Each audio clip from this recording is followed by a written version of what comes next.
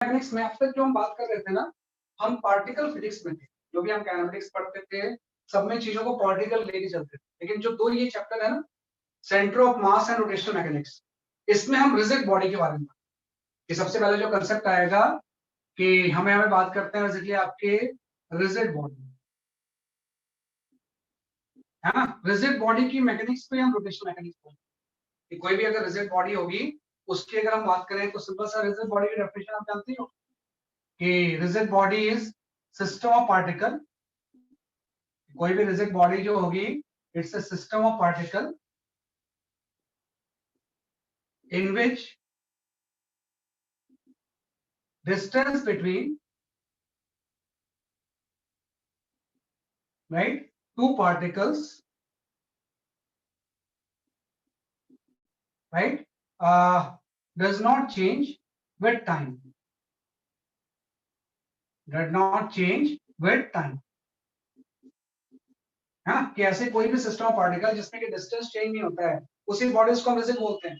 कोई भी अगर रिजिड बॉडी होगी ना, तो इस तरह से रिजिड बॉडी अगर कोई भी है, तो जैसे मैंने एक पार्टिकल 1 यहाँ पे ले लिया और एक पार्टिकल 2 कोई यहाँ पे है, इसके बीच का कोई सेपरेशन आपका ऐसा हो गया, तो अगर रिजिड बॉडी है तो सेपरेशन कांस्टेंट रहेगा, है ना। कोई भी 2 पॉइंट ले लें, उसके बीच के डिस्टेंस चेंज नहीं, कितना भी आप फोर्स अप्लाई करो, इसमें कोई डिफॉर्मेशन वगैरह चेंज नहीं है, हाँ। तो ऐसी बॉडीज को हम क्या बोलते हैं, बेसिकली आपका रिजिड।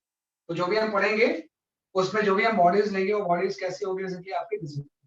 राइट, अब तक जो हम पढ़ रहे थे, we are studying the pure translation motion. अब तक जो हम बात कर रहे थे, हम पढ़ रहे थे प्योर ट्रांसलेशन। भाई प्योर ट्रांसलेशन क्या हो, what is your pure translation, कि भाई कोई भी मोशन अगर प्योर ट्रांसलेशन है तो उसका बेसिकली मतलब क्या है। प्योर ट्रांसलेशन हम जानते हैं कि प्योर ट्रांसलेशन में all particles will have same velocity, will have same velocity। Pure translation में सिंपल सा हो जाएगा कि जितने भी पार्टिकल्स होंगे, सबकी वेलोसिटी क्या होगी, बेसिकली आपकी सेम। कि कोई भी अगर इस तरह से सिस्टम ऑफ पार्टिकल है ना, इससे बहुत सारे पार्टिकल्स हो सकते हैं, बहुत सारे इसमें क्या होंगे, बेसिकली आपके पार्टिकल्स होंगे, लेकिन सबकी वेलोसिटी सेम होगी। अगर ये प्योर ट्रांसलेशन में है, तो जितनी वेलोसिटी इसकी होगी उतनी इसकी होगी, है ना। कि सारे पार्टिकल जो होंगे उसकी वेलोसिटी क्या होगी, बेसिकली आपकी सेम, और उसकी वेलोसिटी वही होगी जो उसके सेंटर ऑफ मास की, है ना। कि भाई प्योर ट्रांसलेशन में तो ये सिंपल ट्रांसलेट करेगा, तो जो सारे पार्टिकल्स होंगे उसकी वेलोसिटी क्या होगी, बेसिकली आपकी सेम। तो अब तक जो हम बात करते थे ना, we are talking about the pure translation, हाँ। कि सारे पार्टिकल्स जो होंगे रिजिड बॉडी के, वो सेम वेलोसिटी से क्या करेंगे, बेसिकली आपके मूव करेंगे, है ना। लेकिन पहले जो रोटेशन मैकेनिक्स जब आप स्टार्ट करोगे, तो हम यहाँ पे प्योर रोटेशन पढ़ते हैं। प्योर ट्रांसलेशन तो काफी कुछ पढ़ चुके हैं, हम यहाँ पे बात करते हैं प्योर रोटेशन की, हाँ। बाद में रोटेशन एंड ट्रांसलेशन का कॉम्बिनेशन। लेकिन सबसे पहले मैं यहाँ पे बात करूंगा रोटेशनल मैकेनिक्स में हम प्योर रोटेशन की बात कर रहे हैं। We are talking about the pure rotation about a fixed axis, pure rotation about a fixed axis. वे किसी फिक्स्ड एक्सिस के अबाउट हम बात कर रहे हैं प्योर रोटेशन, है ना। तो जो प्योर रोटेशन होगा, इसका मतलब सिंपल सा हो जाएगा, इसको हम डिफाइन करेंगे, प्योर रोटेशन का मतलब क्या होगा, है ना। A body is said to be in pure rotation, in pure rotation if every particle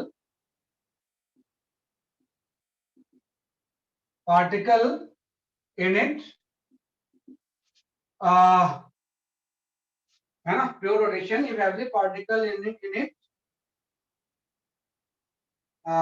every particle of the body moves in a circle, if every particle of the body moves in a circle,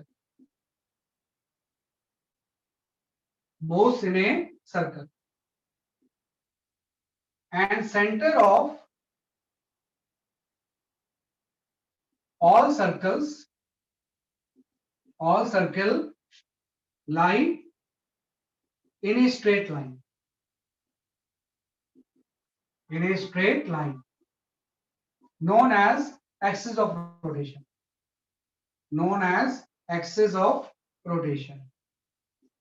ये आपका concept है कि जब भी कोई pure rotation में होगा तो सारे पार्टिकल्स जो होंगे वो एक सर्किल में रोटेट करेंगे, है ना, और सारे सर्किल का जो सेंटर होगा एक स्ट्रेट लाइन पर लाई करेगा, उसी को क्या बोलते हैं, एक्सिस रोटेशन। जब भी कोई पार्टिकल इस तरह से अगर प्योर रोटेशन में है, कोई भी रिजिड बॉडी, है ना, कि कोई भी रिजिड बॉडी अगर इस तरह से प्योर रोटेशन में है, तो कोई भी रिजिड बॉडी किसी भी शेप की हम ले लेते हैं, है ना, अगर ये प्योर रोटेट कर रही है किसी ओमेगा एंगुलर स्पीड से, है ना, तो किसी एक्सिस के अबाउट ओमेगा से रोटेट कर रही है, तो कोई भी पार्टिकल मैं आइडेंटिफाई करूं यहाँ पे, ये एक सर्किल पे ही तो रोटेट करेगा, मे बी सर्किल का रेडियस r1 हो सकता है, कोई दूसरा पार्टिकल होगा ये भी एक सर्किल पे रोटेट करेगा, इसका रेडियस कुछ डिफरेंट हो सकता है ना, तीसरा पार्टिकल होगा वो भी एक सर्किल पे रोटेट करेगा, तो सारे पार्टिकल जो होंगे वो एक सर्किल पे रोटेट करेंगे, और सारे सर्किल का जो सेंटर होगा वो एक स्ट्रेट लाइन पे ज्वाइन करेगा, और उसी स्ट्रेट लाइन को हम क्या बोलते हैं, इसलिए आपका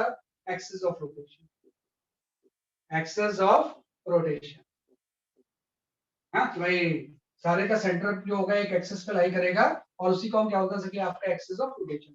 तो स्टार्टिंग में हम जो बात करेंगे, we are talking about the pure rotation, हम ऐसा मोशन पढ़ रहे हैं जिसमें कि बॉडी, कोई भी रिजिड बॉडी प्योरली क्या कर रही है, इसलिए आपकी रोटेट कर रही है।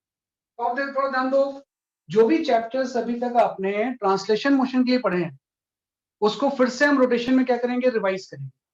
जैसे अगर हम बात करें रोटेशनल मोशन की काइनेटिक्स क्या होगी, है ना, सबसे पहला जो चीज आएगा, we study the rotational kinetics, है ना, कि हम यहाँ पे बात करेंगे जैसे कि आपके रोटेशनल काइनेटिक्स, कि भाई अगर ये रिजिड बॉडी रोटेट हो रही है तो इसकी काइनेटिक्स की अगर हम बात करें, तो देखो कुछ नहीं है, आप जो सर्कुलर मोशन की काइनेटिक्स पढ़ते थे वही सेम चीजें हैं, वह रोटेशनल मैकेनिक्स काइनेटिक्स जो है that is very much similar to the circular motion kinetics, पर फर्क ये है कि भाई सर्कुलर मोशन में एक ही पार्टिकल रोटेट करता है। जब भी हम सर्कुलर मोशन की बात करते थे ना, तो सर्कुलर मोशन का मतलब ये होता था कि भाई एक कोई सिंगल पार्टिकल है, ये किसी एक्सिस सेंटर ऑफ रोटेशन के अबाउट रोटेट कर रहा है, इसमें कलेक्शन ऑफ पार्टिकल, है ना, कि सिंगल पार्टिकल के बारे में जब पढ़ते थे तो वही सर्कुलर मोशन, जब एक कलेक्शन ऑफ पार्टिकल जब रिजिड बॉडी रोटेट करती है, वही चीज क्या होता है, आपका रोटेशन होता है। तो रोटेशनल काइनेटिक्स में सिंपल चीज है कि भाई इसके लिए अगर मैं बात करूं कि जैसे रोटेट कर रहा है, तो आपको पता है अगर ये इसमें कुछ एक्सलेशन भी हो सकता है, जैसे ओमेगा इसकी एंगुलर वेलोसिटी है, वैसे इसका अल्फा क्या हो सकता है, एंगुलर एक्सलेशन, है ना, ओमेगा जो होगा ये तो आपकी हो जाएगी एंगुलर वेलोसिटी, है ना, इसमें हम अल्फा बात कर सकते हैं कि आपको हो जाएगा एंगुलर एक्सेलरेशन, एंगुलर एक्सेलरेशन। तो सेम चीज है कि अगर आपको ये बताना है कि ये स्टार्ट होती है ना, और किसी टी टाइम के बाद ये टर्न कर ली, तो आपको भी ये बताना होगा कि भाई किसी टी टाइम के बाद इसकी फाइनल एंगुलर वेलोसिटी कितनी बनेगी, अगर ये टर्न कर गया तो इसका एंगुलर डिस्प्लेसमेंट कितना हो जाएगा, एक्सेट्रा, जैसे आप सर्कुलर मोशन करते हैं। तो उसके लिए सिंपल सा है कि अगर किसी रोटेशनल मोशन में अल्फा कांस्टेंट है ना, कि भाई किसी भी रोटेशनल मोशन की अगर हम बात करें, इफ अल्फा इज कांस्टेंट, है ना, if angular acceleration is constant, if we talk about the if angular acceleration is constant, है ना, तो आपको अगर एंगुलर एक्सेलरेशन कांस्टेंट है तो हम सबसे पहले तो ये लिख सकते हैं कि जो एंगुलर वेलोसिटी होगी वो डी थीटा बाय dt होगी, ये तो खैर जनरल है, इसका उससे मतलब नहीं है, और जो अल्फा की वैल्यू होगी ये डी ओमेगा बाय dt हो जाएगी, या इसी को हम लिख सकते हैं omega into D omega by D theta, ये तो होता ही है, ये तो डेफिनेशन इसकी है, rate of change of angular displacement angular velocity हो जाएगी, और rate of change of angular velocity क्या हो जाएगा, अल्फा हो जाएगा, इसको हम omega into D omega by D theta के टर्म्स में लिख सकते हैं। ये रिलेशन इतना ही वैलिड होगी, है ना, कि अगर ये इस तरह से रोटेट हो रहा है तो किसी भी पार्टिकल को आप आइडेंटिफाई करो कि भाई किसी टी टाइम में ये पूरी चीजें किसी थीटा से टर्न कर जाएंगी, है ना, तो जब ये थीटा से टर्न करेगी तो rate of change of angular displacement D omega हो जाएगा, और डी ओमेगा जो अगर चेंज हो रहा है नॉन यूनिफॉर्म अगर है ना, नॉन यूनिफॉर्म रोटेशन है, तो rate of change of omega क्या हो जाएगा, एंगुलर एक्सेलरेशन हो जाएगा, और अगर एंगुलर एक्सेलरेशन कांस्टेंट है तो सेम हम इक्वेशन ऑफ काइनेटिक्स यूज कर सकते हैं, अगर एंगुलर एक्सेलरेशन कांस्टेंट है तो we can use the equation of kinetics, हाँ, जो आपने सर्कुलर में यूज किया था, ये हम यूज कर सकते हैं कि ओमेगा की जो वैल्यू होगी वो आपको हो जाएगा omega naught plus alpha T.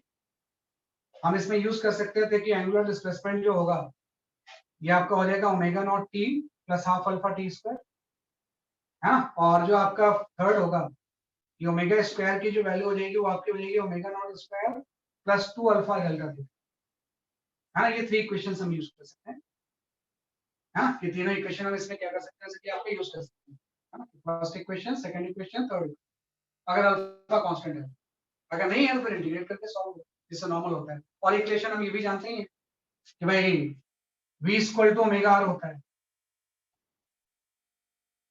ना। और जो टेंजेंशियल एक्सेशन होगा किसी पार्टिकल का वो आपका अल्फा आर हो जाएगा, और जो सेंट्रीफ्यूगल एक्सेशन होगा किसी पार्टिकल का वो v स्क्वायर बाई आर हो जाएगा।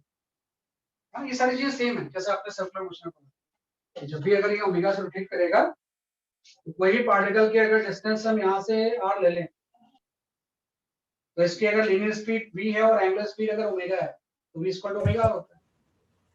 इसका अगर एक्सेशन अल्फा है तो इसका जो टेंजेंशियल एक्सेशन होगा उसकी वैल्यू क्या हो जाएगी, अल्फा आर हो जाएगी, हाँ। और अवश्य बात है इसके ऊपर एक सेंट्रीफ्यूगल भी लगेगा और सेंट्रीफ्यूगल एक्सेशन की वैल्यू क्या हो जाएगी, v स्क्वायर बाई आर।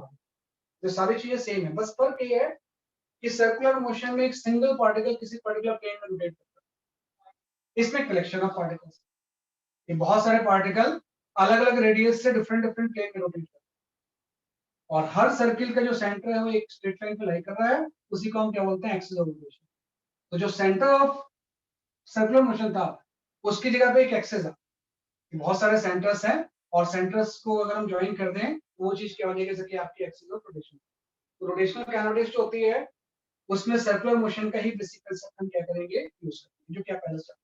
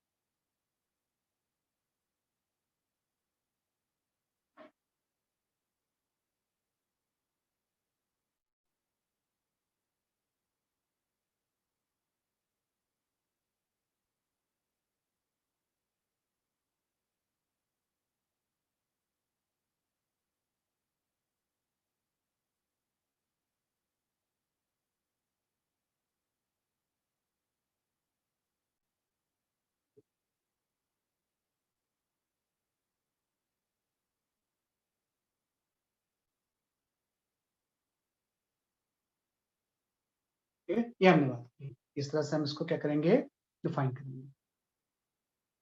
अब आ जाते हैं मेन जो चीज है जहां से, देखो अब तक तो सब कुछ चीजें सर्कुलर मोशन जैसी है, फिर चेंज कहाँ आया कि भाई सिंगल पार्टिकल से जब हम सिस्टम ऑफ पार्टिकल में आ गए, है ना। तो बेसिकली किस तरह से चीजें चेंज होती हैं अब उसके बारे में हम डिस्कस करते हैं। तो हमें आ जाते हैं कि अगर आपसे कोई पूछे कि what is the kinetic energy of a rigid body, है ना, कि भाई यहाँ पे सबसे पहले जो चीज हम पढ़ेंगे यहाँ पे कि भाई इस पूरे रिजिड बॉडी की काइनेटिक एनर्जी कितनी है, वहीं से चेंज शुरू हो जाता है। भाई अगर सिंगल पार्टिकल है, हम यहाँ पे जो टॉपिक ले रहे हैं that is the kinetic energy, right, of A rotating rigid body, rotating rigid body.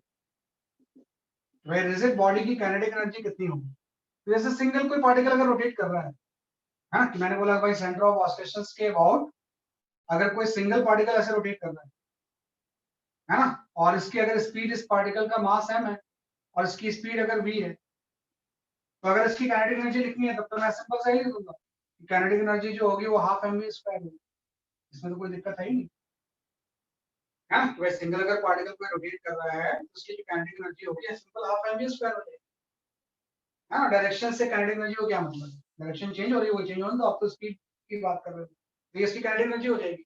लेकिन जब ये रिजिड बॉडी रोटेट करेगी कि किसी भी गिवन एक्सिस के अबाउट किसी भी शेप की अगर रिजिड बॉडी रोटेट कर रही है तो किसी ओमेगा से, अब ओमेगा देना पड़ेगा ना आपको, क्योंकि हर पार्टिकल का v अलग अलग, जैसे इस केस में तो v या ओमेगा कोई भी ले सकते थे आप, है ना, लेकिन इस केस में तो आपको ओमेगा ही देना पड़ेगा क्योंकि हर की लीनियर स्पीड क्या होगी, अलग अलग होगी। क्योंकि अभी आपने पढ़ा कि भाई v equal to omega R होता है, तो अगर r अलग अलग होगा तो सबकी v डिफरेंट हो, तो जब काइनेटिक एनर्जी टर्म हम यूज करेंगे तो ओमेगा से। अब प्रॉब्लम है कि इसमें एक पार्टिकल थोड़ी है, इसमें तो बहुत सारे पार्टिकल हैं और सबकी v अलग अलग है, हर पार्टिकल का लीनियर स्पीड क्या है, डिफरेंट है, तो इसकी हम काइनेटिक एनर्जी कैसे निकालें? हाँ, तो v वेरिएबल है तो इसको इंटीग्रेट करके निकालना पड़ेगा। अगर मैं इसकी काइनेटिक एनर्जी निकालना चाहूँ तो काइनेटिक एनर्जी के लिए मुझे क्या करना पड़ेगा, इंटीग्रेट। मैं क्या करूंगा कि यहाँ पे कोई एलिमेंट ले लूंगा, अगर इस पूरी बॉडी का मास सपोज m है और अगर ये ओमेगा से रोटेट हो रही है, तो अगर हम इसकी काइनेटिक एनर्जी निकालना चाहें तो एक प्रॉब्लम है कि हर की स्पीड अलग अलग है, हर पार्टिकल, बहुत सारे पार्टिकल्स हैं, सबकी स्पीड अलग है, तो मैं यहाँ पे एक एलिमेंट लूंगा कि भाई यहाँ से किसी r डिस्टेंस पे आपने एक छोटा सा एलिमेंट ले लिया जिसका कि मास भी है। आपको पता है कोई भी एलिमेंट जो होगा कि अगर इसका मास आपका dm है, ये जो एलिमेंट होगा ये किसी सर्कल पर रिवॉल्व करेगा, हाँ, r रेडियस के सर्कल पर रिवॉल्व करेगा, इसका सेंटर ये और एंगुलर स्पीड इसकी ओमेगा है, मान लो इसकी स्पीड आपकी v है, तो अगर मैं यहाँ पे लिखूं कि what is the kinetic energy of element, इस एलिमेंट की काइनेटिक एनर्जी क्या होगी, एनर्जी ऑफ एलिमेंट, भाई जो एलिमेंट है उसकी काइनेटिक एनर्जी कितनी हो जाएगी, तो एलिमेंट की जो काइनेटिक एनर्जी है ना, इसको हम लिख देंगे डीके, और डीके की वैल्यू जब आप लिखोगे तो हाफ एम स्क्वायर होगा, हाफ मास डीएम हो गया इंटू बी स्क्वायर हो गया, है ना। ये तो छोटे से एलिमेंट की काइनेटिक एनर्जी, आपको पूरे बॉडी की निकालनी है, तो अगर मैं एलिमेंट की काइनेटिक एनर्जी लिखूं, इसकी अगर स्पीड v है ना, तो half DM into V square हो जाएगा, टोटल काइनेटिक एनर्जी में निकालूं तो इसको मैं इंटीग्रेट करूंगा, है ना। अगर मैं ये निकालना चाहूं कि what is the total kinetic energy of rigid body, है ना, ये रिजिड बॉडी की टोटल काइनेटिक एनर्जी कितनी होगी, हाँ, इसके अगर हम निकालना चाहें कि what is the total kinetic, या सिंपल लिख लो kinetic energy of rigid body, इस रिजिड बॉडी की काइनेटिक एनर्जी कितनी होगी, आप इसी को इंटीग्रेट कर दोगे, ये टोटल काइनेटिक एनर्जी हो गई, इंटीग्रेशन ऑफ क्या हो जाएगा, half DM into V square. अब प्रॉब्लम है v आप इंटीग्रेशन साइन के बाहर नहीं ले सकते ना, तो v तो सबकी वेरिएबल है, सबकी v अलग अलग है, क्या चीज सबकी सेम है, ओमेगा सबकी सेम, तो सिंपल से हम बोलेंगे v is different for all particle, v variable है ना, क्या चीज कांस्टेंट है, सारे पार्टिकल की ओमेगा कांस्टेंट है ना, क्योंकि v equal to omega r होता है ना, तो सबका r अगर अलग अलग है, सबका रेडियस अगर अलग अलग है, सबकी v अलग होगी, सबकी ओमेगा सेम होगी, वही चीज है कि v सबकी वेरिएबल होगी, ओमेगा कांस्टेंट होगा, तो हम इसको इस रिलेशन को यूज कर लेंगे यहाँ पे, तो यहाँ पे काइनेटिक एनर्जी में आपका आ गया इंटीग्रेशन ऑफ हाफ v की जगह पे आपने पुट कर दिया ओमेगा स्क्वायर इनटू r, है ना, यहाँ पे आ गया omega square into r square, है ना। अब इसमें जो कांस्टेंट टर्म्स है उसको बाहर ले लेते हैं, तो जो कांस्टेंट टर्म्स है वो आपका आ गया हाफ, है ना, यहाँ पे आ गया integration of r square dm, है ना, इनटू v स्क्वायर, सब ओमेगा आएगा, ओमेगा स्क्वायर, यहाँ पे ओमेगा स्क्वायर है क्योंकि v तो कांस्टेंट है, ओमेगा स्क्वायर, यहाँ पे आ गया ओमेगा स्क्वायर, है ना। तो ये आपका आ गया कि भाई इस टर्म को तो ऐसे लिखना पड़ेगा कि r और dm दोनों वैल्यू, है ना। अब यहाँ से एक थोड़ा सा सिमिलरिटी आती है कि भाई सिंगल पार्टिकल में काइनेटिक एनर्जी की वैल्यू हाफ एम स्क्वायर होती है, और जब हम रोटेट कर रही थी कोई रिजिड बॉडी तो हाफ टर्म तो दोनों में सेम है ना, v की जगह पे ओमेगा आ गया, इसमें कोई डाउट नहीं है कि भाई जहां पे आप v यूज करते थे उसकी जगह पे रोटेशन में ओमेगा आ गया, है ना, भाई हाफ सेम है, v स्क्वायर की जगह पे ओमेगा स्क्वायर आ गया। अब एक टर्म ये एक्स्ट्रा आ गया जो कि मास की जगह पे आ गया, है ना, जब इसको हम इस चीज से कंपेयर करेंगे तो दिस इज द एक आपका टर्म जो आ रहा है that is equivalent to the mass, equivalent to mass, है ना, ऑफ ट्रांसलेशन मोशन, क्या आप सिंपल इक्विवेलेंट टू मास लिखो, भाई हाफ तो दोनों में सेम है, v की जगह पे आपने ओमेगा आ गया क्योंकि रोटेट कर रहे थे। अब ये वाला जो टर्म है ये इक्विवेलेंट टू मास है ना, इसी टर्म को हम बोलते हैं मोमेंट ऑफ इनर्शिया, जैसे आपको पता है इक्विवेलेंट टू द मास होता है जैसे मास वर्ड के लिए आप यूज करते हो इनर्शिया, तो उसका जो इक्विवेलेंट टर्म है, इसी टर्म के इक्विवेलेंट टर्म को हम बोलते हैं बेसिकली आपका moment of inertia. Moment of inertia मतलब जो काम इनर्शिया या मास का ट्रांसलेशन मोशन में है, वही काम मोमेंट ऑफ इनर्शिया का रोटेशन है। हाँ, ये जो टर्म है इसी को हम बोलते हैं मोमेंट ऑफ इनर्शिया, जो कि मास के इक्विवेलेंट होता है। तो जो काम किसी इनर्शिया या मास का ट्रांसलेशन मोशन में होता है, वही काम रोटेशनल मोशन में किसका होता है, जैसे आपके मोमेंट ऑफ इनर्शिया। और मोमेंट ऑफ इनर्शिया को हम आई से शो करते हैं। हाँ, तो यहाँ से आप लोग ध्यान दो कि अगर इस चीज को हम आई से रिप्लेस कर दूंगा तो आपका फॉर्मूला आगे, कोई भी अगर रिजिड बॉडी रोटेट कर रही है तो उसकी kinetic energy half I omega square है। कि अगर सिंगल पार्टिकल को रोटेट कर रहा है तब तो वो हाफ एम स्क्वायर होगा, लेकिन अगर कलेक्शन ऑफ पार्टिकल है तो फिर आप बी के टर्म्स में तो लिख नहीं सकते क्योंकि बी सबकी अलग अलग है, तो आप ओमेगा के टर्म्स में लिखोगे। तो हाफ और ओमेगा स्क्वायर तो ठीक है, मास की जगह पे क्या आ जाएगा, मोमेंट ऑफ इनर्शिया है। और मोमेंट ऑफ इनर्शिया क्या होगा वो आपने डिफाइन भी कर लिया। यहाँ से मोमेंट ऑफ इनर्शिया की वैल्यू होगी, वो आपकी हो जाएगी integration of R square into, है ना। ये मोमेंट ऑफ इनर्शिया की क्या होगी, जैसे आपकी डेफिनेशन। तो आज का लेक्चर आपका मोमेंट ऑफ इनर्शिया के ऊपर ही बेस्ड है, क्योंकि मास का इक्विवेलेंट टर्म रोटेशन में क्या होता है, मोमेंट ऑफ इनर्शिया होता है। तो आज सिर्फ हम किसकी बात करेंगे, मोमेंट ऑफ इनर्शिया, है ना, उसी के बारे में डिटेल में पढ़ेंगे, है ना। ये देखो।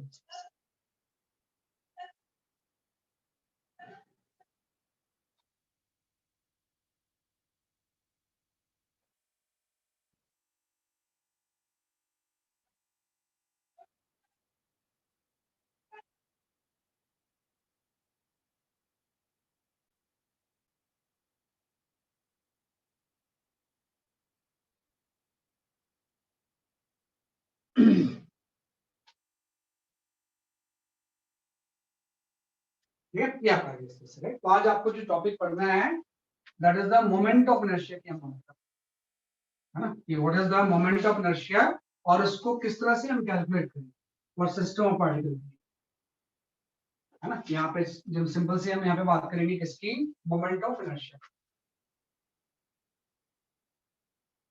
Moment of inertia. तो ये सारी चीजें फिर एंगुलर सिस्टम में यूज होती है ना, तो मैं पढ़ा ही नहीं सकता उसे, है ना। अगर आपको मोमेंट ऑफ इनर्शिया ही नहीं आता है तो फिर एंगुलर सिस्टम पढ़ेंगे, ये सब चीजें उसमें यूज होती है, इसलिए मैंने उसको ड्रॉप किया, क्योंकि फिर उससे मुझे सारी चीजें बताने से चाहिए पढ़ना। तो जो मोमेंट ऑफ इनर्शिया है इसको आप इस तरह से डिफाइन करते हैं कि moment of inertia is property of, right, property of body due to which,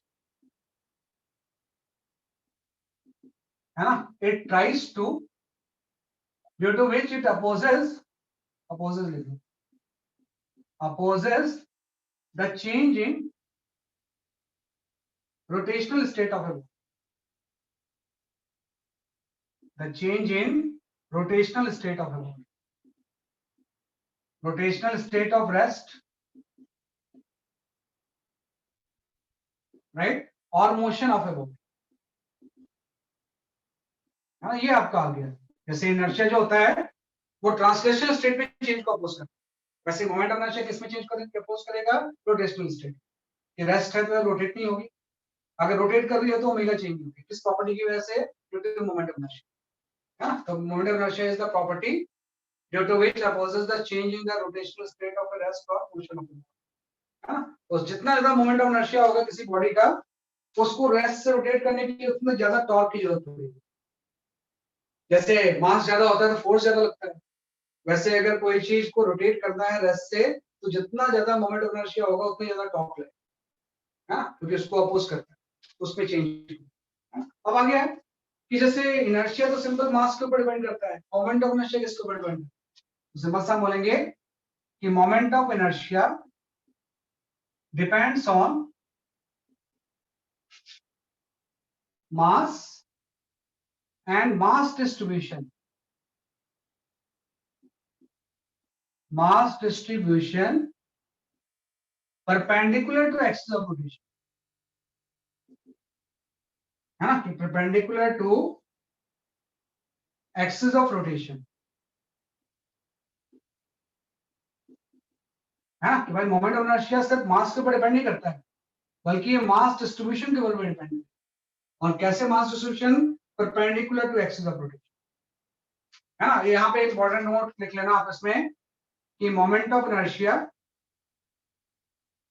is independent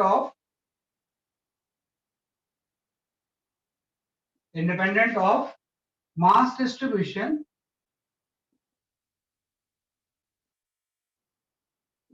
right parallel to axis of rotation, parallel to axis of rotation, ये आपका है ना, कि सिर्फ परपेंडिकुलर पे डिपेंड करता है। सिंपल सा मैं ये बोलना चाह रहा हूँ कि मोमेंट ऑफ इनर्शिया सिर्फ इसके ऊपर डिपेंड नहीं करता कि मास कितना है, बल्कि मास कैसे डिस्ट्रीब्यूटेड है ना, कि भाई एक्सेस के रिस्पेक्ट में कैसे मास डिस्ट्रीब्यूशन है उसके ऊपर डिपेंड करता है। फॉर एग्जांपल इस सिंपल सा हम ये बोलते हैं कि भाई यहाँ पे मैंने कोई भी एक पार्टिकल ले लिया, है ना, कि भाई इस तरह से आपने कोई पार्टिकल ले लिया कि आपके कोई एक्सिस ऑफ रोटेशन है और एक कोई पॉइंट मास यहाँ पे रखा हुआ है m, है ना, इसकी डिस्टेंस यहाँ से r पे है। तो अगर आपसे कोई बोले कि इसका मोमेंट ऑफ इनर्शिया कितना होगा, आप बोलोगे कि मोमेंट ऑफ इनर्शिया जो होगा I equal to mr square हो जाएगा। और ध्यान रखना इसमें r जो होती है ना, this is the perpendicular distance, है ना, कि r जो होता है वो सिंपल डिस्टेंस नहीं बल्कि एक्सिस से परपेंडिकुलर डिस्टेंस, अदरवाइज तो डिस्टेंस ऐसे भी हो सकती है। r जो होता है वो क्या होता है, perpendicular distance, perpendicular distance from axis of rotation, है ना। तो आपने बोला इसकी मोमेंट ऑफ इनर्शिया कितनी होगी, mr स्क्वायर होगी। तो आपको पता है अब एक्सिस से जैसे जैसे आप दूर जाओगे मोमेंट ऑफ इनर्शिया बढ़ेगी ना, भाई जैसे जैसे आप r इंक्रीज करोगे मोमेंट ऑफ इनर्शिया इंक्रीज होगी।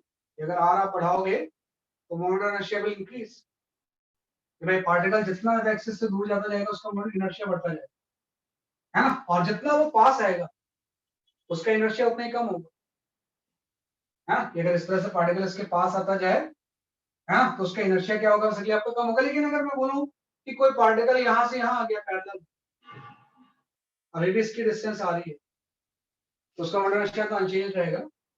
यहाँ पे अगर हमारा स्क्वायर था, एक्सिस के पैरेलल जहां भी मर्जी चलो, क्या फर्क पड़ता है उससे, है ना। तो वही मैंने बोला कि moment of inertia is independent of mass distribution parallel to axis, कि पैरेलल जितनी मर्जी आप मास को चेंज करते हो, मोमेंट ऑफ इनर्शिया की वैल्यू क्या रहेगी, अनचेंज रहेगी। आपको कैसे चेंज करना पड़ेगा, परपेंडिकुलर। जब मास दूर जाएगा तो इसका इनर्शिया बढ़ेगा, जब मास कम पास आएगा तो इसका इनर्शिया क्या होगा, कम होगा। मान लो कोई पॉइंट मास एक्सिस पे ही आ गया, है ना, ये पॉइंट मास अगर एक्सिस पे ही लाई कर रहा है एम मास, है ना, कि अगर ये मैंने पॉइंट मास लिया, कि हम कोई पॉइंट मास या पार्टिकल ले, अभी मैं रिजिड बॉडी की बात ही नहीं कर रहा, है ना, कि पॉइंट मास का मोमेंट इनर्शिया जो होगा वो परपेंडिकुलर डिस्टेंस के ऊपर डिपेंड करता है। अगर ये एक्सिस पे ही आ गया तो इस केस में इसका मोमेंट इनर्शिया जीरो हो जाएगा, क्योंकि r जीरो हो गए ना, r जीरो हो जाएगा तो इसका इनर्शिया भी जीरो हो जाएगा। इसलिए आप बोलते थे वो जो मोनोटॉमिक गैस थी, है ना, मोनोटॉमिक गैस का मोमेंट इनर्शिया जीरो होता है, क्योंकि इसकी I जीरो हो जाएगी, है ना, I जीरो होगी तो उसकी रोटेशनल काइनेटिक एनर्जी जीरो होती है, इसलिए उसमें 3 डिग्री ऑफ फ्रीडम ही होते थे। वही डायटोमिक होती थी तो रोटेशनल एनर्जी होती थी, है ना, क्योंकि उसका मोमेंट ऑफ इनर्शिया होता है ना। क्योंकि सारा कुछ मोमेंट ऑफ इनर्शिया का जो कॉन्सेप्ट है वो इसी से तो आया है, हाफ आई ओमेगा स्क्वायर। भाई हाफ तो सिंपल है, ओमेगा v की जगह पे आ गया, तो मास की जगह पे जो टर्म आ गया उसी को हम क्या बोलते हैं, मोमेंट ऑफ इनर्शिया। फिर आप मोमेंट ऑफ इनर्शिया कैसे डिफाइन करोगे, तो ये इसका कांसेप्ट काफी इंपॉर्टेंट है, किस तरह से मैंने मोमेंट ऑफ इनर्शिया को डिफाइन। इसके बाद हम कैलकुलेशन करना सीखेंगे।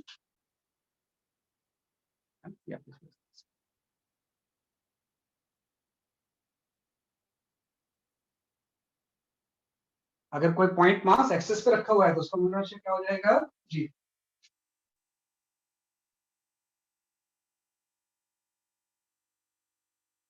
अब आ जाते हैं कि भाई किसी भी सिस्टम ऑफ पार्टिकल का मोमेंट ऑफ इनर्शिया हम कैलकुलेट कैसे करते हैं, जो नेक्स्ट चीज हम पढ़ते हैं, calculation of moment of inertia of a system of particle.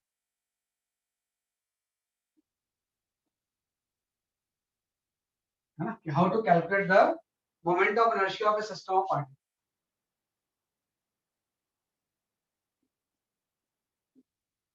Calculation of moment of inertia of system of particle. System of particle. क्योंकि सिस्टम ऑफ पार्टिकल्स के लिए तो सारी चीजें पढ़ रहे हैं, सिंगल पार्टिकल की काइनेटिक्स तो हम बहुत जानते हैं।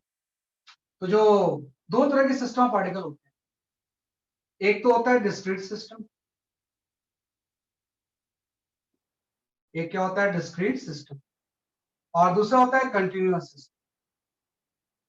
दूसरा सिस्टम ऑफ पार्टिकल हो जाएगा वो क्या हो जाएगा इसके लिए आपका कंटिन्यूअस सिस्टम है। एक तो डिस्क्रीट सिस्टम हो गया, दूसरा कंटिन्यूअस सिस्टम हो गया। डिस्क्रीट सिस्टम का मतलब ये हो जाएगा कि इस तरह से अगर एक्सिस ऑफ रोटेशन कोई है तो कोई m1 मास है, ये एक्सिस से किसी r1 पे रखा हुआ है, कोई m2 मास है हाँ, ये किसी एक्सिस से r2 पे रखा हुआ, और ये आपका कोई m3 मास है जो कि एक्सिस से r3 डिस्टेंस पे रखा हुआ। तो अगर इसका मुझे मोमेंट ऑफ इनर्शिया निकालना है तो इसमें तो एकदम आसान है, ये जो डिस्क्रीट सिस्टम की मोमेंट ऑफ इनर्शिया होगी है ना, वो सबको सम कर देंगे। I इक्वल टू क्या हो जाएगा सिग्मा एम आर स्क्वायर। भाई एक पार्टिकल का एम आर स्क्वायर होता है, तो इससे बहुत सारे अगर पार्टिकल्स हैं तो सिग्मा एम आर स्क्वायर हो जाए, तो सारे एम आर स्क्वायर को ऐड करेंगे तो डिस्क्रीट सिस्टम का क्या आ जाएगा मोमेंट ऑफ इनर्शिया। लेकिन ध्यान रखना r जो डिस्टेंस होती है वो एक्सिस से परपेंडिकुलर डिस्टेंस, तो सब पार्टिकल की अलग अलग निकालो और सिंपल आप उसको ऐड कर दो। अब कंटिन्यूअस सिस्टम का हम कैसे निकालें? भाई कोई भी अगर इस तरह से कोई रिजिड बॉडी है, यहाँ पे तो पॉइंट पास ऐसे रखे थे तो सबका आपने निकाला सिंपल ऐड करके। अगर कोई कंटिन्यूअस सिस्टम होगा तो उसका तो फॉर्मूला आपने ड्राइव किए हुए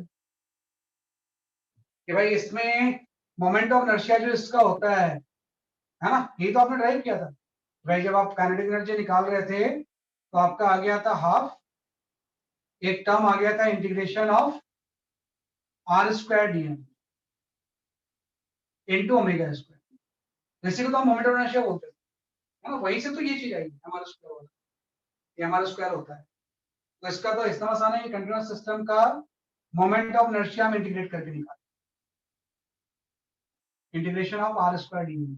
भाई कोई भी एलिमेंट होगा, एलिमेंट तो पॉइंट मास हो जाएगा, इसके अगर डिस्टेंस यहाँ से आर है तो इसका moment of inertia R square D M होगा। ऐसे से बहुत सारे एलिमेंट होंगे, तो टोटल मोमेंट ऑफ इनर्शिया जो निकालोगे तो इंटीग्रेशन ऑफ क्या हो जाएगा आर स्क्वायर इनटू टी। तो दोनों आपको आना चाहिए कि भाई डिस्क्रीट सिस्टम का मोमेंट ऑफ इनर्शिया निकालना एंड कंटीन्यूअस सिस्टम का मोमेंट ऑफ इनर्शिया निकालना, कि किस तरह से हम उसको क्या करेंगे इसके लिए आपका कैलकुलेट करेंगे, राइट। ये जानना है, तो फॉर्मूला दो ही है, simple summation and summation through integration.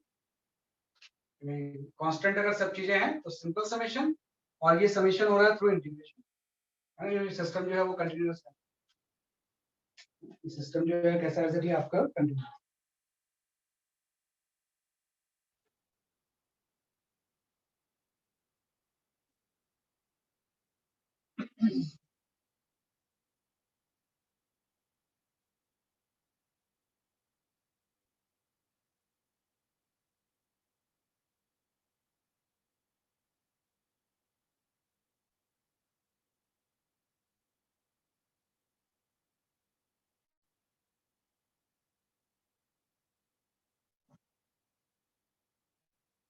तो हम आज बात करते हैं कंटीन्यूअस सिस्टम की, है ना। सिंपल सिस्टम का तो आप क्या कर लोगे कैलकुलेट कर लोगे, या एक न्यूमेरिकल मैं आपको दे रहा हूँ जस्ट चेक करने के लिए, उसके बाद हम कंटीन्यूअस सिस्टम पे आ जाते हैं। एक डिस्क्रीट सिस्टम का आप क्वेश्चन सॉल्व कर लोगे।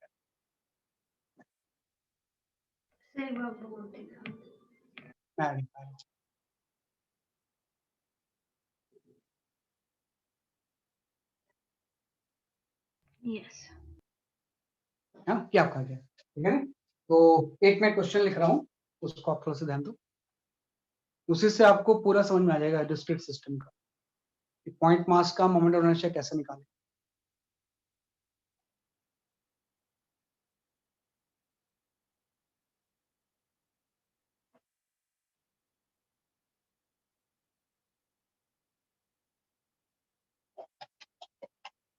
Okay, you can go for this question. तो मोमेंट ऑफ इनर्शिया हमेशा विद रिस्पेक्ट टू एक्सिस होता है।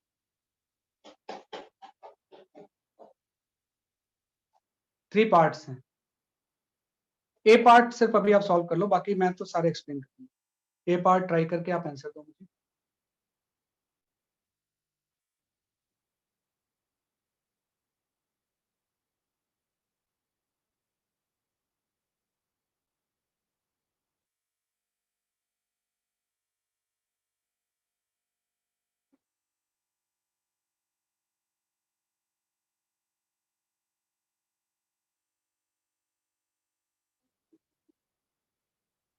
मोमेंट कैसे डिराइव हुआ वो भी इंपॉर्टेंट चीज, यही कैसे आ गया ये? क्यों आया?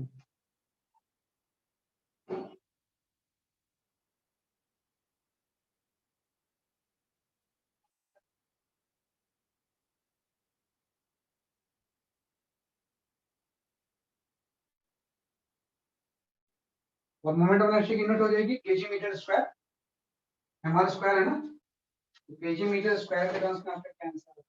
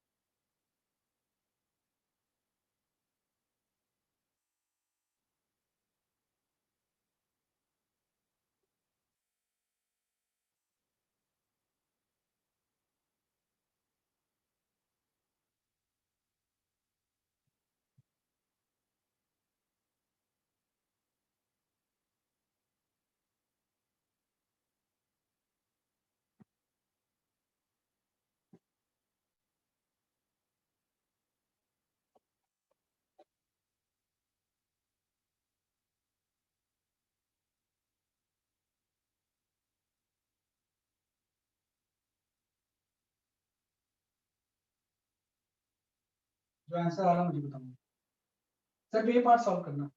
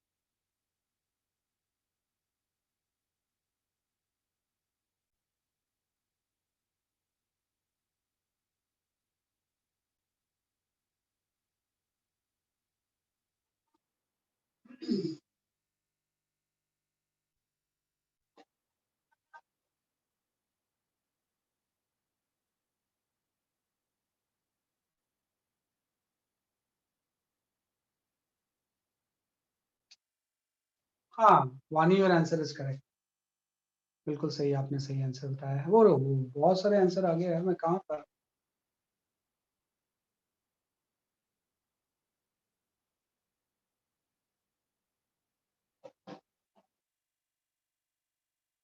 रमेश, आपका आंसर सही है। साक्षी, योर आंसर इज करेक्ट, वानी योर आंसर इज करेक्ट। ध्यान रखना, डिस्टेंस आपको एक्सिस से परपेंडिकुलर लेना है, ऑरिजिन से नहीं लेना है। जो भी एक्स एक्सिस है पूरे एक्सिस से परपेंडिकुलर डिस्टेंस, ये इंपॉर्टेंट चीज है इसमें।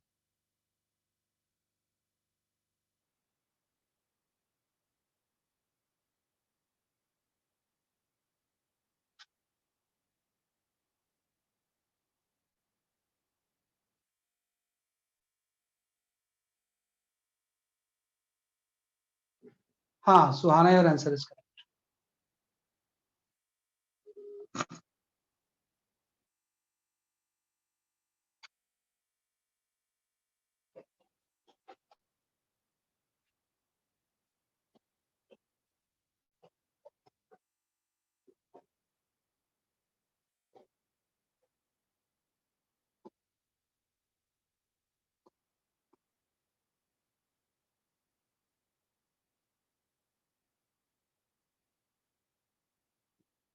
Aditya Joshi, your answer is सही है, सही है, सही आंसर दे रहे हो, है ना। I will explain this question, सब लोग ध्यान दो इसमें, है ना। जो इसका आंसर आ रहा है, हाँ एकाग्र आपका आंसर सही है, एकदम ध्यान देना। फर्स्ट पार्ट में with respect to X axis अगर मैं बात करूं, है ना, अगर मैं बात करूं कि with respect to X axis क्या होगा, तो with respect to X axis जो इसका आंसर है ना, moment of inertia about the X axis, that is the 14 kg per metre square, ये इसका आंसर। कैसे ये आंसर आया थोड़ा ध्यान रखना। अब आप एक्सिस ऐसे बना लो लंबी ऐसे, कि आपको कोई डिस्टेंस ओरिजिन से नहीं लेना है किसी की, बल्कि पूरे एक्सिस से परपेंडिकुलर डिस्टेंस लेना है, और आपको अगर सारे पॉइंट मास हैं, तो मोमेंट ऑफ इनर्शिया की डेफिनेशन आपकी हो जाएगी सिग्मा एम आर स्क्वायर। और मैंने जब भी कोई इस तरह से 3D में कोई चीज आती है ना, तो हम इस तरह से क्यूब बना के कर लेते हैं। भाई 2 kg वाई कोऑर्डिनेट 1 पे रखा हुआ था, 5 kg 1 वाई और जेड पे रखा हुआ है, और ये आपका ट्रिपल 1 पे रखा हुआ है, तो इस तरह से लोकेशन आपने बना ली, और जो साइड लेंथ है इसकी वो आपकी 1 मीटर आ गई। हाँ ऐसे तो दिया होता आपको, तो पोजीशन पहले बना लिया, अदरवाइज तो समझना मुश्किल होता है। तो आप थोड़ा ध्यान दो कि सबसे पहले मैं आता हूँ इस 2 kg, तो 2 kg की एक्स एक्सिस से परपेंडिकुलर डिस्टेंस ये 2 होगी, और ये 1 हो जाएगा, ये आपको हो जाएगा 2 × 1 स्क्वायर, पहला आपका गया। फिर हम आते हैं इस 5 kg के ऊपर, जो कि वाईजेड प्लेन पे है, तो वाईजेड प्लेन पे इसकी एक्स एक्सिस से जो परपेंडिकुलर डिस्टेंस होगी ना, वो ये होगी ना, ये वाली। अगर यहाँ पे रखा हुआ है तो इससे डिस्टेंस जो होगी परपेंडिकुलर डिस्टेंस ये वाली हो जाएगी, और ये डिस्टेंस आपको पता है अगर ये 1 1 है, ये √2 हो जाएगा, तो ये आपका हो जाएगा 5 × r स्क्वायर, 5 × √2 का स्क्वायर, एकदम ध्यान से करना, फैक्टर के जैसे यूज है आपका। ऐसे ही इस एक्स एक्सिस से इस 1 की डिस्टेंस क्या होगी, तो ऐसा नहीं कि ऑरिजिन से √3 ले लेना, क्योंकि एक्सिस से परपेंडिकुलर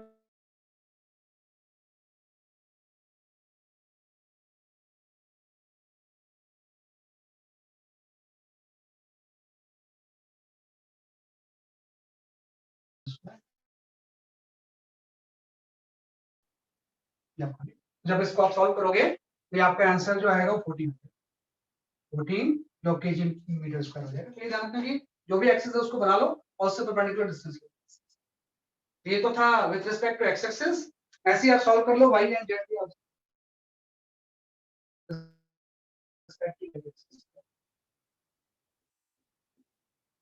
अगर वाई एक्सिस होगी तो कितना हो जाएगा, एंड जेड एक्सिस होगी तो कितना हो जाएगा, दोनों आंसर एक साथ।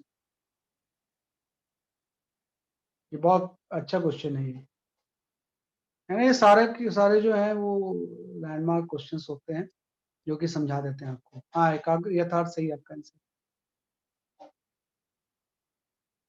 वाई और जेड कितना हो जाएगा ये भी निकाल लो।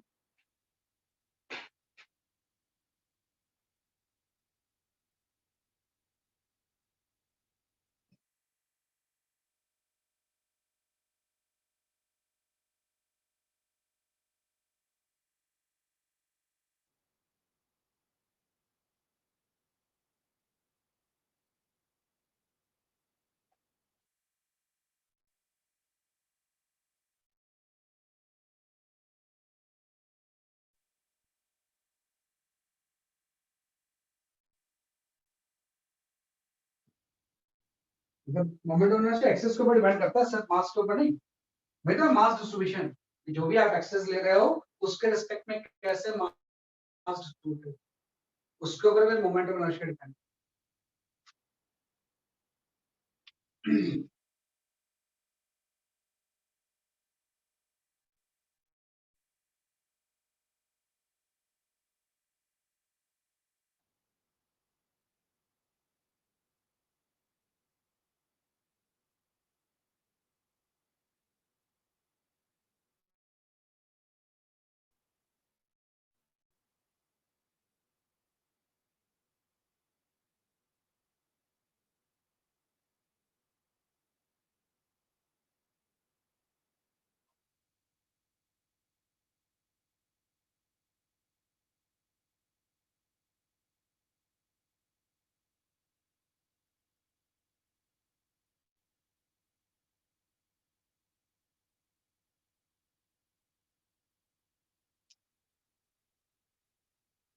सही है, आपका आंसर सही है।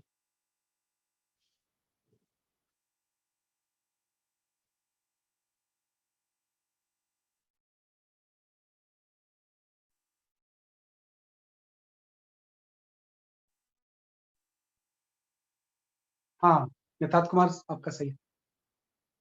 अनिरुद्ध सही है आपका आंसर। दोनों पार्ट बता दो मुझे एक साथ।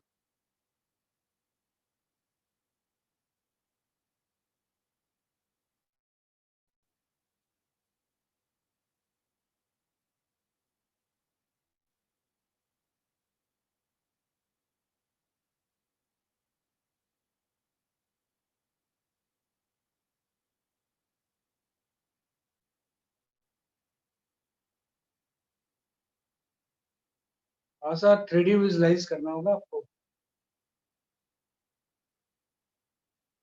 हाँ सही है था। आपने लास्ट जो आंसर है वो सही है। अंकुश सही है आपका आंसर।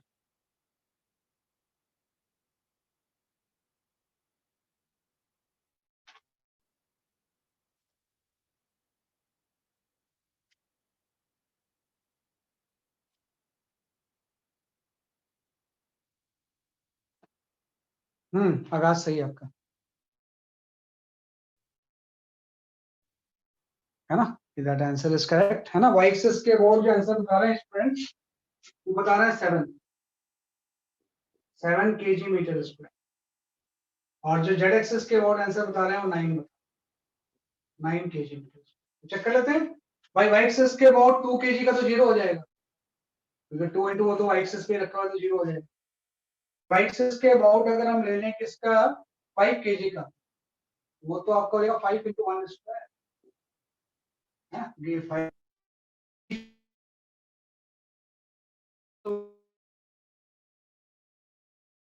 एक्सेस की, हाँ कि वाई एक्सेस से परपेंडिकुलर डिस्टेंस जो होगी इसकी क्या होगी, इसकी आपकी ये होगी, और 1 की परपेंडिकुलर डिस्टेंस ये हो जाएगी, ये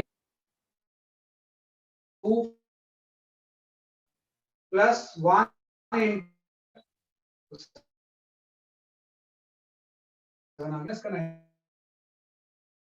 डिस्टेंस नहीं लेना है, परपेंडिकुलर डिस्टेंस एक्सिस से लेना है, परपेंडिकुलर डिस्टेंस, उसी के ऊपर एक क्वेश्चन है।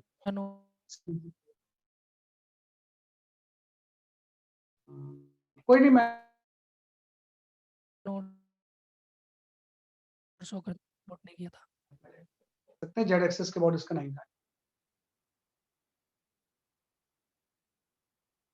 है ना?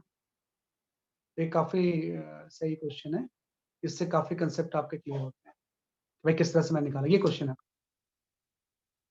भाई, ऐसे ऐसे मास अगर रखा हुआ है तो सिस्टम का ऑर्डर एक्स वाई और जेड एक्सिस के अबाउट क्या होगा, तो 14 7 एंड 9 हो जाएगा, है? तो ये होता है डिस्क्रीट सिस्टम।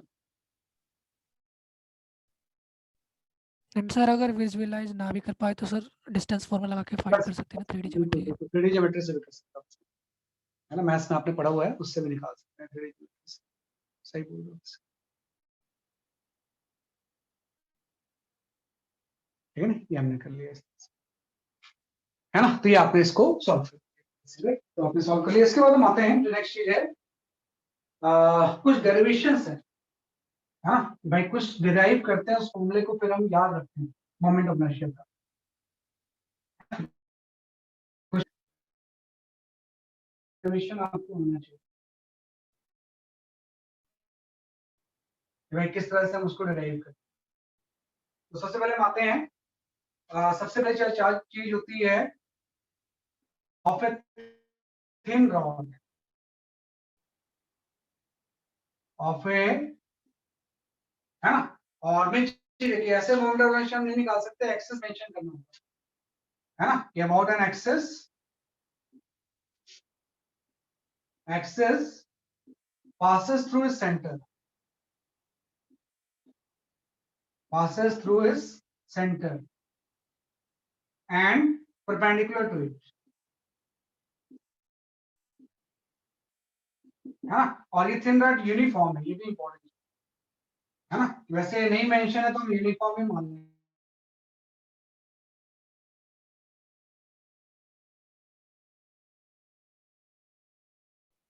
हाँ, तो उसके बाद इसका मॉडल रेशियो आपको निकालना है कि एक आपको थिन रॉड है ऐसे, इस थिन रॉड की लेंथ L है, मास इसका m है, तो एक एक्सिस जो है ना इसके सेंटर से पास होगी और इसके परपेंडिकुलर रॉड की, इसके बाद इसका मॉडल रेशियो निकालना। अगर इसके बाद ये रोटेट करेगी तो इसका मोमेंट ऑफ इनर्शिया की वैल्यू कितनी है ना, तो आपको पता है कि परपेंडिकुलर एक्सिस कोई ऐसे जरूरी नहीं है, ऐसे भी हो सकता है, जैसे भी होगा परपेंडिकुलर निकालना है तो सबके वर्ड सेम होगा। तो आपको अभी आपने फॉर्मूला पढ़ा कि कंटीन्यूअस सिस्टम के लिए पहले मुझे एक एलिमेंट चूज करना पड़ेगा, यहाँ से x डिस्टेंस में मैं एक एलिमेंट ले लूंगा, इस एलिमेंट का मास कितना हो जाएगा, विड्थ हो जाएगी dx और इसका मास हो जाएगा dm, है ना, इसका मास कितना हो जाएगा dm हो जाएगा। तो पहले आप इस एलिमेंट का मोमेंट रेशियो लिखोगे तो मोमेंट dm तो एक पॉइंट मास हो जाएगा, तो इसका मोमेंट ऑफ इनर्शिया जो di होगा ये आपका हो जाएगा r स्क्वायर dm, ये आपका हो जाएगा dm इंटू एक्स स्क्वायर, ठीक हो जाएगा, r स्क्वायर dm में तो होता है, तो dm इंटू डिस्टेंस का स्क्वायर, और आपको ऐसे से बहुत सारे पार्टिकल्स, तो टोटल मोमेंट ऑफ इनर्शिया निकालने के लिए इसको इंटीग्रेट करना, तो integration of x square dm हो जाएगा, है ना। अब इस पर dm कितना होगा हम जानते हैं, dm वैल्यू हो जाएगी m/l इंटू dx, है ना, l लेंथ का अगर मास है तो dx का मान dm हो जाएगा, तो आप यहाँ पे dm की वैल्यू पुट कर दो, यहाँ से आपका आ गया integration of x square m/l into dm, और m/l तो बाहर आ गया, integration of x square dm। अब लिमिट ले लेंगे हम कि अगर मुझे इस पूरे रॉड का मोमेंट रेशियो निकालना है तो मैं लिमिट क्या लूंगा, और देखो x आपने यहाँ से राइट वर्ड मेजर किया, लेकिन रॉड तो लेफ्ट में भी है ना, तो x की लिमिट हो जाएगी -l/2 से +l, या 0 से l/2 लेकर डबल कर बातें किया, है ना, भाई सेंटर से अगर एक्सेस पास हो रही है तो ऐसे से सब बहुत सारे लिमिट होंगे, टोटल मोमेंट रेशियो के लिए हम लिमिट ले लेंगे -l/2 से लेके +l/2। तो जैसे आप इसको इंटीग्रेट करोगे ना, इसके मोमेंट ऑफ इनर्शिया का आपके पास फॉर्मूला है, आई की वैल्यू आपकी आ जाएगी ml²/2, तो उसको ऐसा याद भी रखना है, हमेशा इस तरह से ड्राइव करना जरूरी नहीं है, बल्कि हम इसको इस तरह से कर सकते हैं, moment of inertia of a thin rod about an axis passes through its center and perpendicular to, जो होगा उसकी वैल्यू जो होगी ml²/2, यही एक्सेस अगर मैं चेंज कर दूं तो मोमेंट ऑफ इनर्शिया चेंज हो जाएगा। अगर मैं आपसे बोलूं कि सेम रॉड का मुझे मोमेंट ऑफ इनर्शिया निकालना है ना, ऐसे रॉड का कोई फिक्स थोड़ी होता है, वो कैसे उसके ऊपर डिपेंड करता है।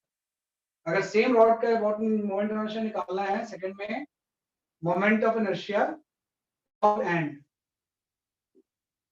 अबाउट एंड ऑफ रॉड, भाई एक्सेस अगर आपके एंड से जा रही है, सेंटर से नहीं पास करके इसके रॉड के एंड से अगर पास हो, है ना, एल लेंथ का रॉड है सेम वैसे, है ना, तो आपको पता है एक्सेस से जो मास ज्यादा दूर हो गया तो मोमेंट ऑफ इनर्शिया बढ़ जाएगा। यहाँ पे आप देखो जब ये सेंटर से एक्सेस था तो मास के पास में थे तो मोमेंट ऑफ इनर्शिया कम था, अब मास ज्यादा दूर हो गया तो मोमेंट ऑफ इनर्शिया इंक्रीज हो, है ना, इसको रोटेट करना मुश्किल होगा एंड के अबाउट, सेंटर के अबाउट रोटेट करना आसान है ना, क्योंकि सेंटर के अबाउट इसका मोमेंट ऑफ इनर्शिया क्या होगा, कम, एंड के अबाउट रोटेट करना इसलिए टफ है क्योंकि इसका मोमेंट ऑफ इनर्शिया बढ़ गया। वही चीज सेम वैसे भाई आप लिमिट तो चेंज करोगे, अब आप आई स्क्वायर लिख दोगे m/l integration of x dx, x² dx, अब जो x की लिमिट होगी वो यहां से लेंगे, ये 0 से l हो जाएगा, 0 से l, हाँ 0 से l, तो इसमें जो मोमेंट ऑफ इनर्शिया रहेगी वो आपकी ml² है, तो अगर सेंटर से एक्सेस पास हो रही है तो ml²/12 होता है, अगर एंड से पास हो रही होगी तो मोमेंट ऑफ इनर्शिया की वैल्यू कितनी हो जाएगी ml²/2, तो एंड के अबाउट मोमेंट ऑफ इनर्शिया इसका ml², अगर एक्सेस चेंज करोगे तो मोमेंट ऑफ इनर्शिया की वैल्यू क्या होती जाएगी, चेंज होती जाएगी। तो एक जनरल मेथड है किस तरह से हम इसको कैलकुलेट मोमेंट ऑफ इनर्शिया, है ना, तो ये आपका moment of inertia of a rod.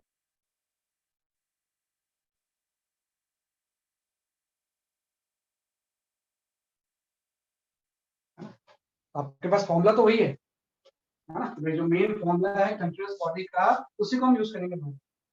आई की वैल्यू होती है इंटीग्रेशन ऑफ आर स्क्वायर, है ना, वही यूज किया मैंने यहाँ पे आर स्क्वायर डी, है ना, इसी को इंटीग्रेट करके निकालेंगे। तो पहला फॉर्मूला ये होता है moment of inertia of thin rod, है ना, थिन रॉड ध्यान रखना, थिक रॉड का इनर्शिया कुछ डिफरेंट होता है, थिन रॉड मतलब थिकनेस बहुत कम, है ना, अगर थिक रॉड होगी तो उसका मोमेंट इनर्शिया क्या होता है, डिफरेंट, है ना, वो भी मैं बताऊंगा आपको, पहले थिन रॉड की अंदर। ये आपका हो गया moment of inertia of a thin rod. इस तरह से हम इसको इंटीग्रेट करके निकाल सकते हैं। थर्ड फॉर्मूला होता है जो आपको आना चाहिए, moment of inertia of a thin ring, uniform ring लिख लो, मतलब यूनिफॉर्म रिंग। अब किसके अबाउट, वो इंपॉर्टेंट चीज कि रिंग का मोमेंट ऑफ इनर्शिया अगर आप निकाल रहे हो तो किसके अबाउट निकाल रहे हो, हाँ, अबाउट एन एक्सिस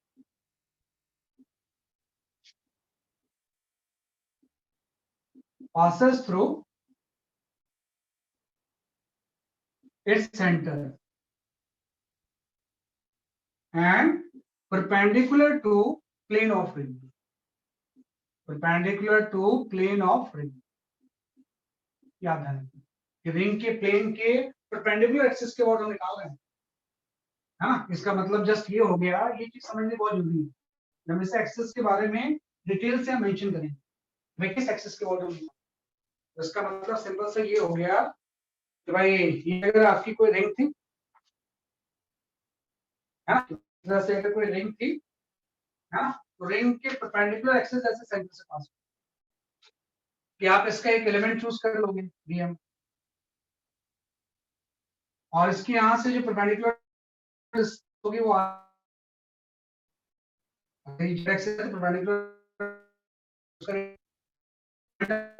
की वैल्यू हो जाएगी।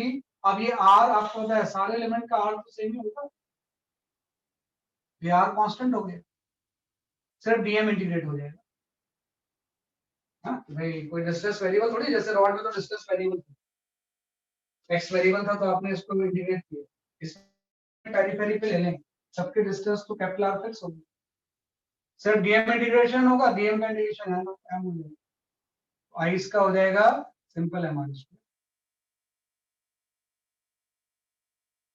हाँ भाई थिन रिंग का moment of inertia M R square होगा, इस एक्सिस के अबाउट जो मैंने बताया, passes through its center and perpendicular to the plane of, इसके बाद इसका कितना लगेगा मोमेंट ऑफ इनर्शिया, और जो रिंग का मोमेंट इनर्शिया होगा वही हॉलो सिलेंडर का, हॉलो सिलेंडर, रिंग और हॉलो सिलेंडर का सेम है ना, क्योंकि आप थोड़ा ध्यान दो, मैंने बोला है कि रिंग कैसी है ना, मैंने इस तरह से प्लेन के परपेंडिकुलर रिंग को ले लिया, तो इसके अबाउट आपने इस तरह से बना लिया, इसके अबाउट इसका एम आर स्क्वायर होगा। मान लो मैं एक हॉलो सिलेंडर बना लेता हूं तो हॉलो सिलेंडर में ऐसा बना, क्या फर्क पड़ता है उससे, भाई ये रिंग था, ये हॉलो सिलेंडर था, रिंग को ही स्ट्रेच करेंगे तो एक्सिस के पैरेलल स्ट्रेच कर रहे हैं ना, एक्सिस के पैरेलल तो जो मर्जी आप चेंज करो, मोमेंट ऑफ इनर्शिया की वैल्यू क्या रहती है, सेम रहती है। तो अगर इसका रेडियस आर है और इस हॉलो सिलेंडर का भी रेडियस आर है, तो दोनों की moment of inertia M R square, इसका भी एम आर स्क्वायर, हाँ, इसका भी मोमेंट ऑफ इनर्शिया कितना हो जाएगा, एम आर स्क्वायर। तो रिंग का आपने डिराइव कर लिया, और जो रिंग का होगा वही किसका होगा, हॉलो सिलेंडर। तो थर्ड फॉर्मूला हम रिंग के बारे में, है ना, ऐसे हम बात करते हैं डिस्क की, वे किसी डिस्क का कितना होगा, हाँ, moment of inertia of a disc, ये आपको अगर हम यहाँ बात करें कि what is the moment of inertia of a disc, हाँ, सेम एक्सिस के अबाउट, है ना, ये ध्यान रखना मैं लिख नहीं रहा हूँ, about an axis passes through its centre and perpendicular to its plane. इस तरह से अगर कोई डिस्क है ना, तो डिस्क के सेंटर से अगर इसकी मास m और इसकी रेडियस r है, तो डिस्क के सेंटर से अगर कोई एक्सिस पास हो, जेड एक्सिस, है ना, और ये प्लेन में डिस्क रखी हुई तो उसका मोमेंट इनर्शिया है ना, तो वही चीज थोड़ा सा इसको इंटीग्रेट करके निकालना पड़ेगा कि भाई इसका जो मोमेंट ऑफ इनर्शिया होगा हम इस तरह से निकाल सकते हैं वही आपको पता है कि इसका जो एलिमेंट होगा वो एक रिंग को एलिमेंट ले सकते हैं, क्योंकि रिंग का मॉडरेशन मुझे पता है ना। जैसे उसका तो आपने एक पार्टिकल ले लिया, इसका एलिमेंट में एक रिंग ले लो, किसी एक्स रेडियस का आप यहाँ पे एक रिंग एलिमेंट ले लो, हाँ, इसकी विड्थ कितनी हो जाएगी dx, हाँ, ये आपने एलिमेंट ले लिया। भाई कंटीन्यूअस चीजों को सॉल्व करने का तरीका ही होता है dx। आपने क्या किया, यहां से x से एक रेडियस का आपने एक रिंग ले लिया जिसकी की विड्थ कितनी है dx है, और इस रिंग का मास जो होगा वो सपोज d है।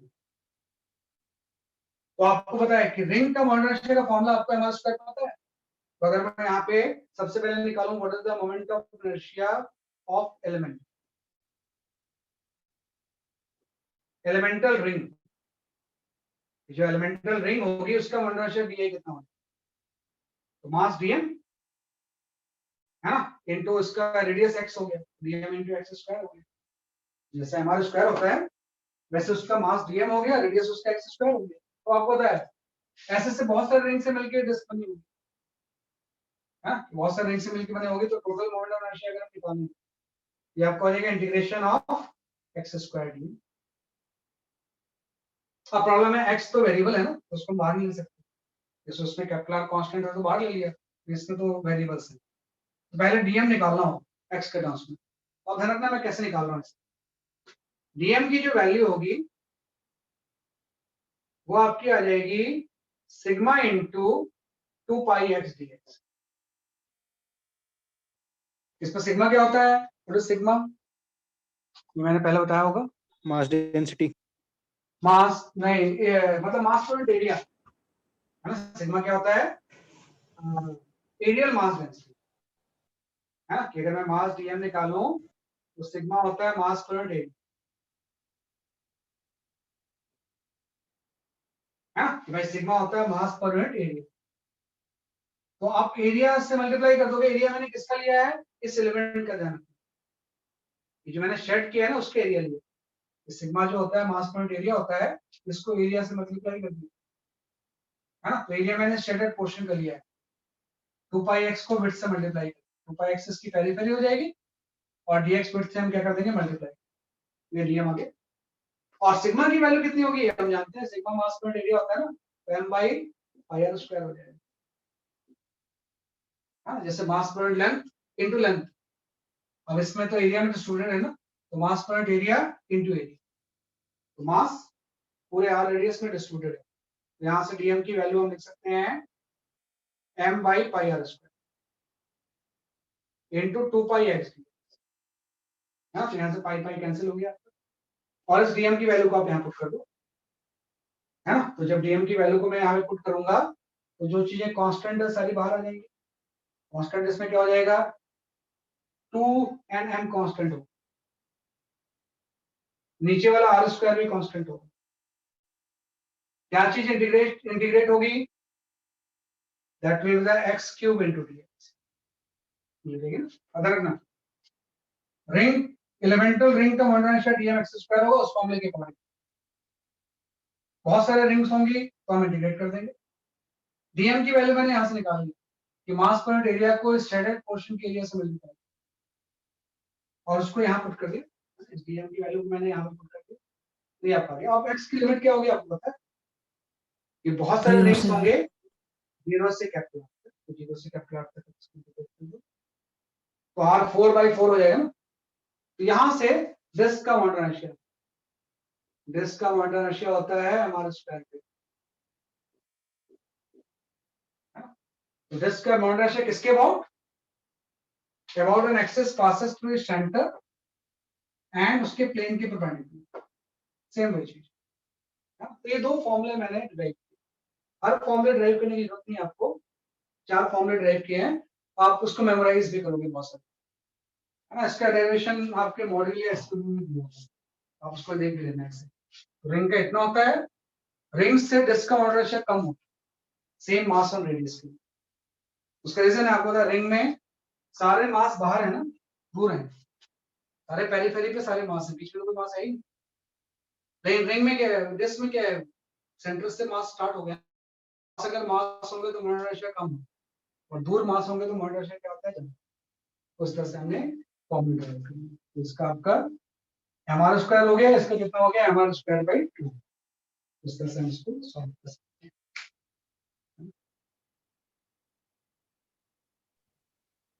इसको इंटीग्रेट करोगे तो आपको ये आ जाएगा, that will be equal to the mr square by, इस तरह से हम इसको डिराइव कर सकते हैं।